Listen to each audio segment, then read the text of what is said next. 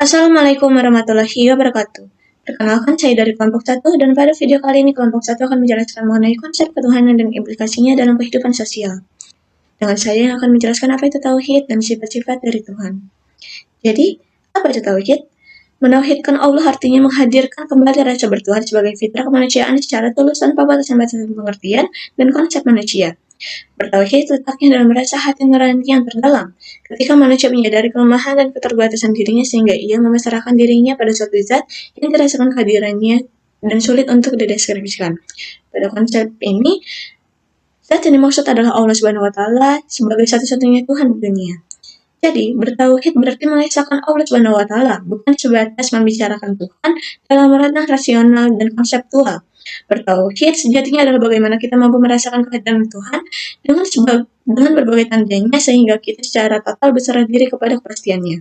Lalu sifat-sifat dari Tuhan sendiri, yang pertama ada wujud, yang berarti ada, idam yang berarti terdahulu, bako yang berarti kekal, muhalafatul lil hawaditsi yang berarti berbeda dengan makhluk ciptaannya, qiyamuhu binafsihi yang berarti berdiri sendiri, wahdaniyah yang berarti satu tunggal, kudrat yang berarti berkuasa, iradat yang berarti berkeinginan, ilmu yang berarti mengetahui, hayat yang berarti hidup, sama yang berarti mendengar, basyar yang berarti melihat, kalam yang berarti berfirman, kaunuhu qadiran yang berarti berkuasa, kaunuhu muridan yang berarti berkehendak, kaunuhu aliman yang berarti mengetahui, kaunuhu hayan yang berarti hidup, kaunuhu sami'an yang berarti mendengar, kaunuhu basyiran yang berarti melihat, dan kaunuhu mutakaliman yang berarti berfirman atau berkata-kata. Selanjutnya, perkembangan konsep berketuhanan. Perkembangan konsep Tuhan antar umat beragama dipengaruhi oleh perbedaan bahasa dan budaya. Terdapat dua teori utama tentang Tuhan. Yang pertama, evolusi, dan yang kedua, revolusi. Paham revolusionisme berpendapat bahwa manusia secara fitrah bertauhid atau monoteisme, merasakan kehadiran Tuhan yang satu. Sebaliknya, paham evolusionisme menyatakan bahwa konsep Tuhan berkembang secara bertahap dari yang paling mendani hingga mencapai tingkat yang abstrak.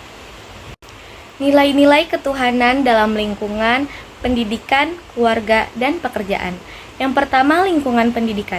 Di era globalisasi, pentingnya pendidikan agama di sekolah semakin tinggi agar siswa tetap memiliki pemahaman dan keyakinan yang kuat terhadap Tuhan. Yang kedua, lingkungan keluarga. Pendidikan agama dalam keluarga memiliki pengaruh besar terhadap kehidupan anak, termasuk dalam membentuk keharmonisan dan nilai-nilai agama.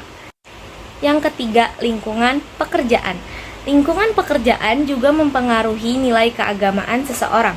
Jika di tempat kerja kurang mengimani Tuhan, hal ini bisa mempengaruhi sikap seseorang terhadap agama dan keyakinannya.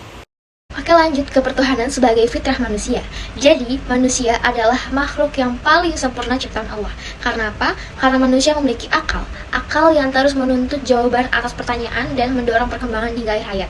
Maka dari itu, manusia memiliki derajat yang paling tinggi dalam Al-Quran. Derajatnya lebih tinggi dari bumi, langit, dan malaikat jika ia menjadi sebaik-baiknya manusia. Tapi sebaliknya, manusia bisa lebih hina daripada setan dan binatang kalau ia tidak bisa mengendalikan hawa nafsunya. Lalu dimensi manusia terbagi menjadi dua. Pertama, dimensi dari material. Manusia diciptakan dari lumpur atau substansi yang terendah. Yang kedua, dimensi spiritual. Allah meniupkan roh ilahi ke dalam manusia, itu menjadikannya memiliki potensi untuk mencapai tingkat spiritual yang lebih tinggi dan mendekat kepada Allah. Oke, kita masuk ke dalam pembahasan fitrah. Apa sih itu fitrah?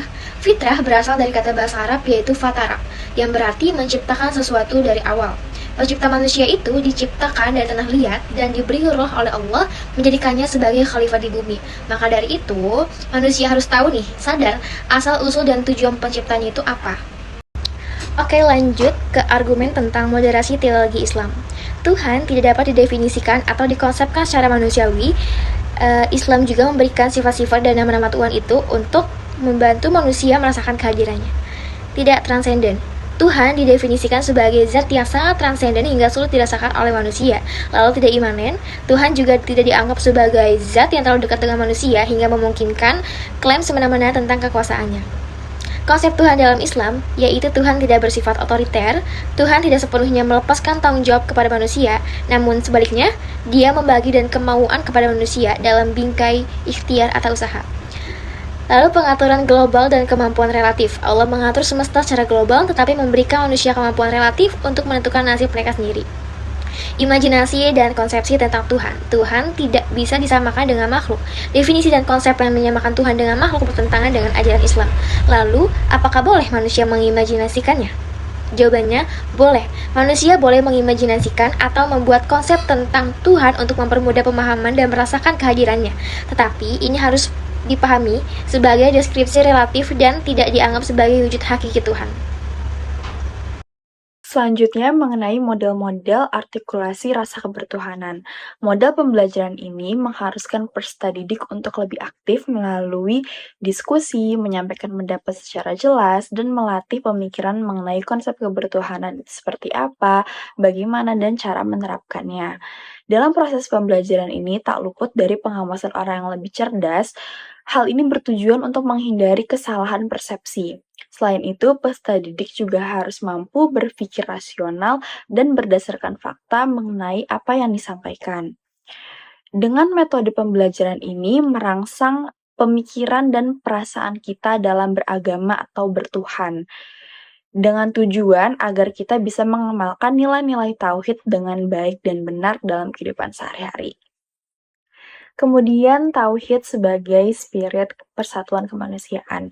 Prinsip tauhid terumus dalam kalimat la ilaha illallah yang bersifat komprehensif, artinya mencakup banyak pengertian. Hakikat tauhid adalah mengesahkan Allah, karena Allah lah yang menciptakan, memelihara, menentukan, dan Allah lah yang pantas disembah. Ketika kita sebagai manusia mempelajari atau memahami tauhid, kita akan menyadari dan memahami dari mana asal diri kita berasal, sehingga kita tidak merasa lebih unggul atau tidak merasa lebih superior dibanding dengan manusia lain. Sehingganya tauhid ini dapat kita jadikan sebagai spirit persatuan kemanusiaan. Adapun hal-hal yang dapat menghancurkan kehidupan manusia jika tidak memahami tauhid, yakni harta benda, tahta atau kekuasaan, serta syahwat. Sekian dari penjelasan kami, semoga dapat bermanfaat, kurang lebihnya mohon maaf. Wassalamualaikum warahmatullahi wabarakatuh.